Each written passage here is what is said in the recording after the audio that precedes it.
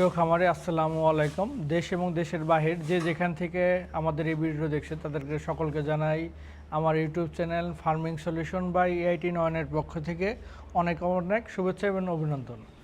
আজ যে বিষয়টি নিয়ে আপনাদের সামনে হাজির হয়েছি সেটি কুরবানি কেন্দ্র করে ষাঁড় গরু মোটাতাজা এবং হৃষ্টপুষ্টকরণ যে বিষয়টি কুরবানি খুব সন্নিকটে, খুব কাছাকাছি সময় এসেছে। খামারিদের শেষ প্রস্তুতি চলছে কুরবানিকে কেন্দ্র করে। আজ আমরা এসেছি সাভার শ্রীখন্ডিয়া আশুলিয়া অবস্থিত আদনান এগ্রো।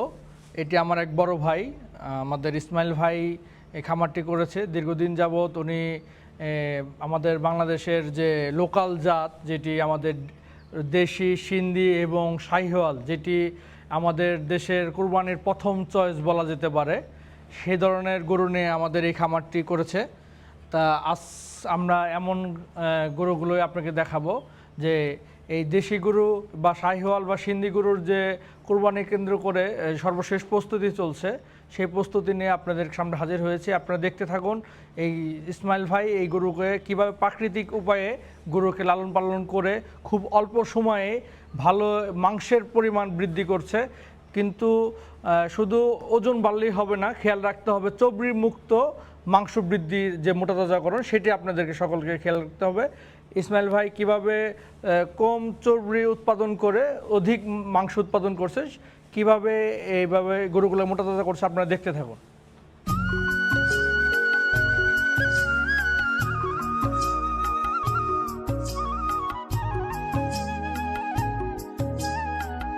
যেটি বলতেছিলাম, মোটাতাজা বা হৃষ্টপুষ্টকরণের আসলে প্রাকৃতিক উপায় বলতে যে ধরনের আমরা নিয়মগুলো মেনে থাকি, একটি গবাদি পশুর প্রথম শর্ত, যে কোনো প্রাণীর প্রথম শর্ত তাকে কৃমিমুক্ত করতে হবে।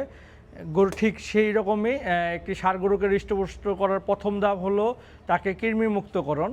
এই খামারে এর আগেও কৃমিমুক্ত করেছে। সর্বশেষ যেহেতু ঈদ চলে এসেছে, এখনও 2 থেকে আড়াই মাস বাকি আছে, একটি গরুকে যদি কৃমিমুক্ত করা যেতে পারে সেই ক্ষেত্রে এই গরু সঠিক হৃষ্টপুষ্টকরণ হবে।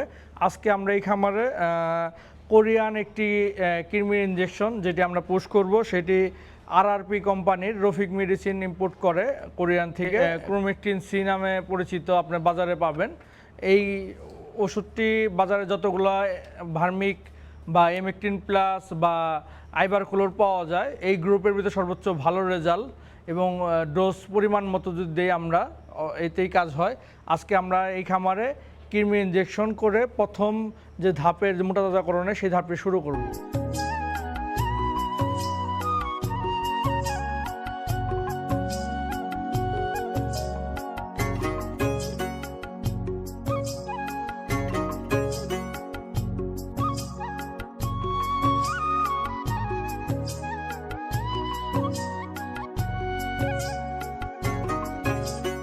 এটা যদি কোন 7 দিবেন তাও 10 দিলে পারফেক্ট কাজ করে দেয়। ওই যেটা পারফেক্ট কাজ সেটা দিতে হবে। পারফেক্ট 10 দিলেই পারফেক্ট কাজ করে।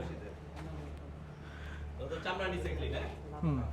দেখি এদিকে আসেন, আপনি একদিকে আসেন, একদিকে চলে আসেন, দুই দিকে গেলে করে চাপবে না। একদম সামনে যায় একদম পিছে যায়। কোথা দেয় এটা? এদিকে আসেন, এই জন্য তো আপনার ওই জায়গা থেকে নিয়ে এলাম। লাঠিটা খালি একটু মাথার ভিতরে রাখেন, যেন ওই ভয় না পায়। এটা সময় লাগবে না। হ্যাঁ প্রিয় খামারে আপনারা দেখতে থাকুন যে আমরা কিভাবে চামড়ার নিচে ইনজেকশনটি দিই। এটা একটু মেসেজ করে দেন। হ্যাঁ এই পাশটা চাপাই দেন, এই পাশে আসেন। মাথা নাড়ায়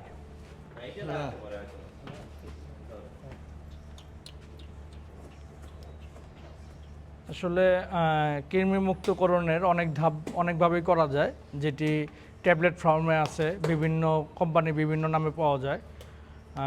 আমরা যে কৃমি ইনজেকশনটি দিচ্ছি সেটি সর্বোত্তম কাজ করে এবং এটি সবথেকে ভালো একটি গুণ যে এর ভিতর এবং বাহির যে কৃমিগুলো হয় সকল ধরনের কৃমি এটি মারা যায়। এবং অনেক সময় ষাঁড় গরুর যেটা আপনারা দেখতে পান বিভিন্ন ধরনের অ্যালার্জিজনিত চর্মরোগ হয়ে থাকে, এই ধরনের চর্মরোগ ক্ষেত্রেও এই একটি ওষুধেই খুব ভালো কাজ করে।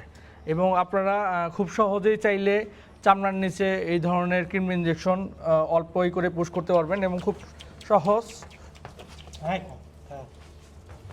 এটা ভালো করে মেসেজ করে দেন। আপনি কোনো গরুকে রাখেন না, ঠান্ডা মাথায় দেন, আমরা সময় নিয়ে আস্তে আস্তে দেবো, কোনো সমস্যা নেই। হ্যাঁ, গরু নিয়ে সব সময় দেন, লাঠিটা দেন, মারবেন না। হ্যাঁ, সবসময় ওর চোখের এই জায়গা রাখবেন, দেখবেন ওই একটু নিয়ন্ত্রণ থাকবে। হ্যাঁ, ওই ব্যস্ত থাকবে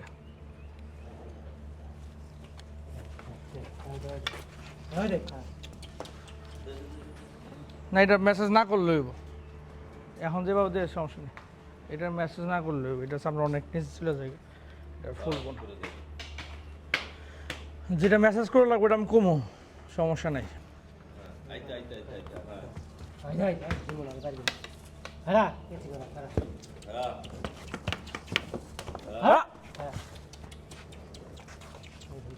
এটা ভালো করে মেসেজ করে না।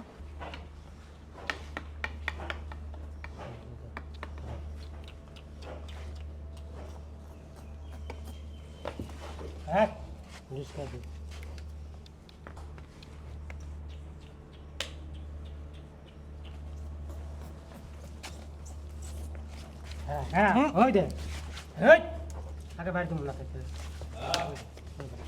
হ্যাঁ এটা মেসেজ না করলেও হইব, এটা মেসেজ না করলেও ভাই সবার, এটা মেসেজ করে লাগবো না। থাক, এটা মেসেজ করে লাগবো না।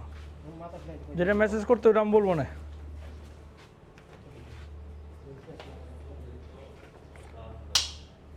গোটাটাতে গোটাটাতে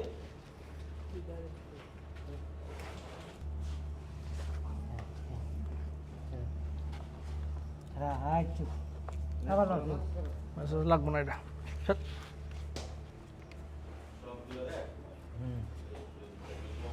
একটু একটু করেন।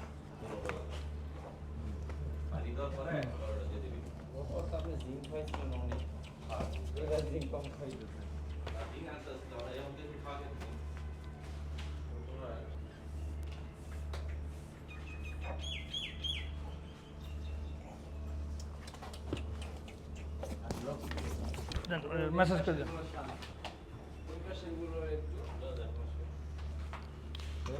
গরু পাঁচ দিন বেশি আমি দেখি হয় পাঁচ দিন দেখা করে গরু ওখানে পাঁচ দিন এই যে লাস্টেরটার কাছে আইসি, একটু একটু নড়াচড়া করে না এটা। না আমরা একটু ভয় পাই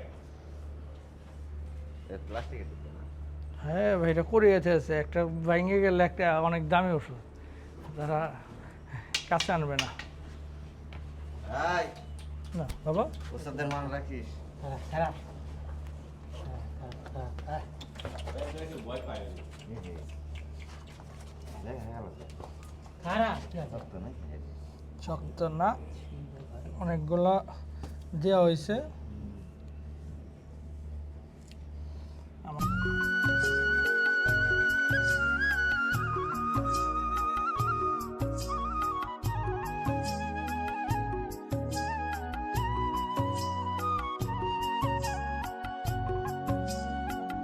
প্রিয় খামারি, আপনারা এতক্ষণ দেখতেছিলেন আমরা কিভাবে গরুগুলোকে কৃমিমুক্ত করলাম। এবং একটি খামারের যেহেতু মোটা তাজা করার প্রথম শর্ত হলো তাকে গরুকে কৃমিমুক্ত করতে হবে। পরবর্তীতে যে ধাপে আমাদের গরুর মোটা তাজাকরণের যে তার যদি আমাদের কৃমিমুক্ত থাকে তাহলে গরুকে পর্যাপ্ত পুষ্টিকর খাবার দিতে হবে এবং তার সাধ্য অনুযায়ী যেটা খেতে পারে, হজম করতে পারে, সেই পরিমাণে কাঁচা ঘাস দিতে হবে। সাধারণত একটি গরুকে একটা খামারি তার পর্যাপ্ত ঘাস খাওয়ায়, কিন্তু ঘাসের পাশাপাশি যে জিনিসটি দানাদার প্রয়োজন, অল্প সময়ে অধিক মাংস উৎপাদনের জন্য কয়েকটি দিক লক্ষ্য করবেন আপনারা। সেই বিষয়গুলো হলো, একটি ষাঁড় গরুর যে তার বডি ওয়েট অনুযায়ী যে দানাদার খাবার দিতে হয়, সেই খাবার নিয়ে এখন কথা বলবো। আমাদের ইসমাইল ভাই তার খামারে যে দানাদারটি রেশিও তৈরি করে সেটি আপনারা দেখতে পাচ্ছেন, একটি মিক্সচার দানাদার রেশিও। এখানে প্রায় 3 রকম ডালের ভুসি, গমের ভুসি, ধানের কুড়া এবং সয়াবিন মিল খোল, আলাদা খোল খাওয়ায়, এই খোলটা আলাদা ভিজিয়ে দেয়। এখানে রয়েছে আপনার বিভিন্ন টাইপের যে ভুট্টা ভাঙ্গা, আমাদের ভুট্টার যে ম্যাশ পাউডার করা হয়, সেই ভুট্টার ম্যাশ খাওয়ায়। এখানে আমাদের ইসমাইল ভাই এই 20টি গরুর জন্য উনি প্রতি 10 দিন অন্তর অন্তর এই দানাদারটি তৈরি করে। এই দানাদারের মোট প্রায় 1200 কেজি উনি দানাদার তৈরি করে। এই 1200 কেজি উনি 10 দিনে 20টি গরুকে উনি প্রদান করে থাকে। আমরা হিসেব করে দেখলাম একটি গরু প্রায় 6 থেকে 7 কেজি বা 5 থেকে 7 কেজি বলা যেতে পারে। উনি প্রতিটি গরুকে ওনার প্রতি সকাল এবং বিকালে, সকালে 3 কেজি, বিকালে 3 কেজি, বা সকালে 3.5 কেজি, বিকালে 3.5 কেজি, এভাবে ওজন অনুসারে গরুর ছোট বড় হিসেবে তিনি সরবরাহ করে থাকতেছেন। একটি ষাঁড় গরু মোটাতাজা করার, কৃমিমুক্ত করার প্রথম শর্ত তাকে অধিক প্রোটিন এবং ভিটামিন সমৃদ্ধ দানাদার খাবার দিতে হবে। আপনারা চেষ্টা করবেন এই ধরনের প্রকল্পর দানাদার খাবারগুলো নিজের হাতে তৈরি করে নেওয়ার জন্য। অনেকেই খামারে ফিড খাওয়ায়, কিন্তু আমাদের ইসমাইল ভাই ফিড উনি ন্যাচারাল খাবার যেহেতু খামার করার ইচ্ছা, এই জন্য উনি কৃত্রিম যে আমাদের বিভিন্ন কোম্পানি সেটিও ভালো, তবে তিনি ফিড খাওয়ায় না। উনি আপনারা দেখতেছেন যে উন্নত মানের একটি ভালো মিক্সচার তৈরি করে। এই মিক্সচারটি অনেক আইটেম থাকা সত্ত্বেও ওনার মিক্সচারটি আমরা হিসাব করে দেখলাম 37 টাকা পার কেজি পড়ে। পার কেজি 37 টাকা যদি হয়ে থাকে, একটা গরুকে 6 থেকে 7 কেজি দানাদার দেয়। এর সাথে সে যেটি দেয় গরুকে হজম শক্তি, এই যে দানাদারটা খাওয়াচ্ছে প্রতিটি প্রাণীরই 100% হজম শক্তি কখনো হয় না। এখানে কারো 60%, কারো 70% বা কারো 40% হজম হয় যে খাবারটা খায়।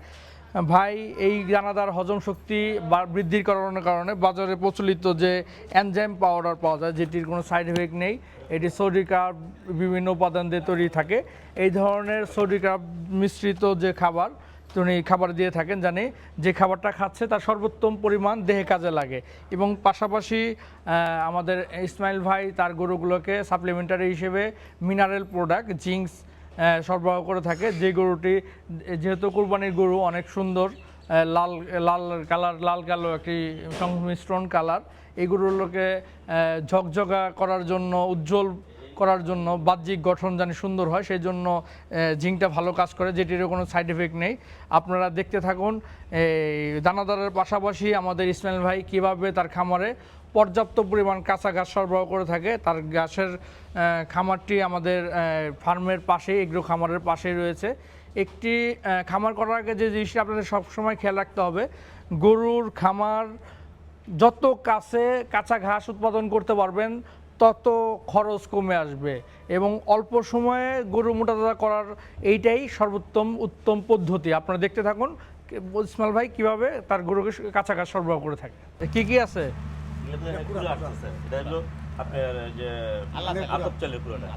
তার মানে আমাদের ইসমাইল ভাই আর কি কুড়ার ভিতরে সবথেকে ভালো যে কুড়াটা ভিটামিন যুক্ত, যেটা আতপ চাল বলে আমাদের ভাষায়, সেই আতপ চালের কুড়াটা সরবরাহ করে থাকে। আপনারা প্রিয় দর্শক আপনারা দেখতে থাকেন যে কিভাবে আমাদের ইসমাইল ভাই তার প্রাকৃতিক উপায়ে গরু পালনের জন্য যে ভালো খাবার সে সংগ্রহ করে, বাজারের থেকে সে কুড়া সংগ্রহ করে না। আতপ চালের যে স্পেশাল যে কুড়াটা, সেটা সব জায়গায় পাওয়া যায় না। ভাই তার খামারে এই ধরনের কুড়া সরবরাহ করে থাকে।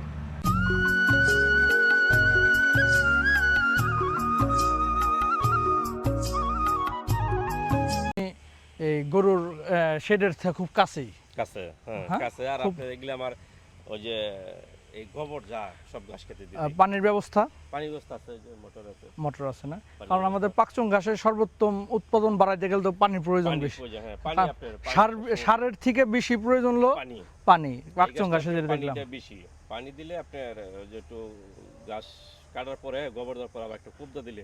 সবথেকে বড় কথা হলো আমরা প্রাকৃতিক উপায় মেনটেন করার জন্য আমরা দেখা গেছে কৃত্রিম সার না করে এই যে গরুর যে বর্জ্য যেটা আছে এটা ব্যবহার করে। আমার খামার দেখছি যে ইউরিয়া যারা ব্যবহার করে তার থেকে বেশি উৎপাদন হলো এই গোবরের সারে। গোবরটা যদি একটু পচনশীল হয় তাহলে অনেক বেশি উৎপাদন। যেমন আমি কি করি, আমার খামারে যে ধোয়ার যত পানি আছে সব একটা হাউজে, সেই হাউজের পানি কি করে আবার জগ মোটর দিয়ে জমিতে দিই। আমার ওই ক্ষেতের সাথে ওই যেসব ক্ষেতে আমার ইউরিয়া ব্যবহার করতে, ওই ক্ষেতের উৎপাদন পারে না। রাইট, অনেক বেশি শক্তি বেশি, আবার বেশি হয়ে গেলে আবার গাছ বৈশা পড়ে, কারণ অনেক শক্তিশালী তো জৈব। আর আপনার জাতারির জায়গায় যে আপনার কয়দিন হয়েছে বৃষ্টির আগে। প্রিয় খামারি আপনারা যেখানে এসেছেন, এটি আমার ইসমাইল ভাইয়ের যে আদনান এগ্রোর খামারটি রয়েছে তার পার্শ্ববর্তী 2-1 প্লট পরেই। এখানে 200 মিটারের বেশি হবে না, কোথাও কোথাও দেখা যায় 100 মিটার বা 50 মিটারের ভিতরে, সর্বোচ্চ 200 মিটারের আশেপাশ দিয়ে তার ঘাস ক্ষেতগুলো রয়েছে। এই ধরনের ঘাস ক্ষেত আসলে একটি খামারের জন্য কতটি দরকার সেটি যারা আপনার গরুর খামার সাথে যুক্ত আছেন তারাই ভালো জানেন। কারণ এই ঘাস উৎপাদন খালি করলে হবে না, ঘাস ক্যারিং কস্ট যে কত বেশি। একটি ঘাস উৎপাদন করতে যদি 3 টাকা পার কেজি খরচ পড়ে বা 4 টাকা খরচ পড়ে, একটি ঘাস ক্যারিং করতে একটি খামারের লেবার কস্ট আর 4 টাকা হয়। যদি একটি গরুর খামারে যদি তার শেডের পাশে যদি গরুর খামারের পাশে যদি ঘাসের জমি থাকে, ওই একই লেবার যে গরুর দেখাশোনা করছে তাকে দিয়েই এই গরুর ঘাস কেটে খুব কাছে থাকলে ছোট্ট একটা ব্যান বা মাথায় করে সে গরু ঘাসগুলো সরবরাহ করতে পারে। এবং আপনারা দেখতে থাকেন যে আমাদের ইসমাইল ভাই কত প্রাকৃতিক জিনিসটা মেনটেন করার জন্য কি করতেছে আপনাদের গরুর জন্য। উনি ওনার ঘাস খেতে ইউরিয়া সার পর্যন্ত, আমি জিজ্ঞাসা করলাম যে ইউরিয়া সার দেয় কিনা, উনি আসলে ওনার যে গোবরগুলো রয়েছে সেটি জৈব সার তৈরি করে এই ঘাসের জমিগুলো দিচ্ছে। আপনারা দেখতে পাচ্ছেন যে এটি ঘাসের বয়স মনে 1 মাস না, 1 মাস মানে হয় নাই না, কতদিন হয়েছে? 22 দিন 25 দিন, 20-22 দিন বা 25 দিন বয়সে প্রায় 5 ফিট, 5.5 ফিট, 4 ফিট অ্যাভারেজ 5 ফিটের উপরে ঘাসের উৎপাদন আছে। আসলে একটা পর্যায়ে যদি সঠিক ঘাসের যত্ন নেওয়া যায় সেই ক্ষেত্রে আসলে তাই হওয়ার কথা। 1 মাসের ভিতরে আমরা কাটিং করতে পারি। আপনারা দেখতে থাকুন আমাদের ইসমাইল ভাইয়ের ঘাসের জমিগুলো কত সুন্দর করে উনি উৎপাদন করতেছে।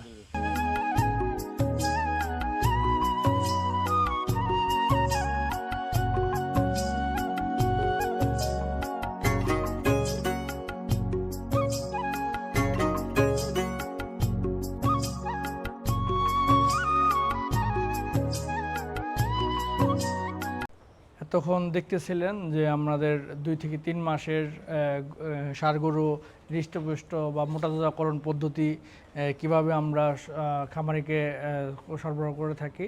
এই ধরনের ভিডিও, এই ধরনের পরামর্শ পেতে আমাদের চ্যানেলটি সাবস্ক্রাইব এবং লাইক শেয়ারের মাধ্যমে সহযোগিতা করবেন। এবং এই ধরনের যে পরামর্শ আরও বেশি যেন আমরা করতে পারি সেটির জন্য আপনারা দোয়া রাখবেন। আজকে যে খামারটি রয়েছিলাম এটি সাভার আশুলিয়া শ্রীখণ্ডিতে অবস্থিত আমাদের আদনান এগ্রো ইসমাইল ভাইয়ের যে খামারটি। ভাই প্রতি বছর এই ধরনের কোরবানি কেন্দ্র করে এই ধরনের 2 থেকে 3 মাস 4 মাসের প্রজেক্ট করে, বা অন্য সময়ও 4 মাসের প্রজেক্ট করে, সারা বছর ব্যাপী করে। কিন্তু কোরবানি কেন্দ্র করে যে মোটাতাজা করে সেটি সম্পর্কে আপনাদেরকে এতক্ষণ বললাম। কিভাবে বেশি কাঁচা ঘাস, কী ধরনের সংমিশ্রণ অল্প দামে পার কেজি উৎপাদন করে দানাদার সরবরাহ করা হয়, এবং গরু হৃষ্টপুষ্ট করার প্রথম ধাপে যে কৃমিমুক্তকরণ বা ভ্যাকসিনেশন এইভাবে কীভাবে করে, এই ধরনের ভিডিও আরও বেশি পেতে আমাদেরকে দোয়া করবেন। এবং পরবর্তী ধাপে আমরা আরও বিস্তার আলোচনা করব। আসসালামু আলাইকুম।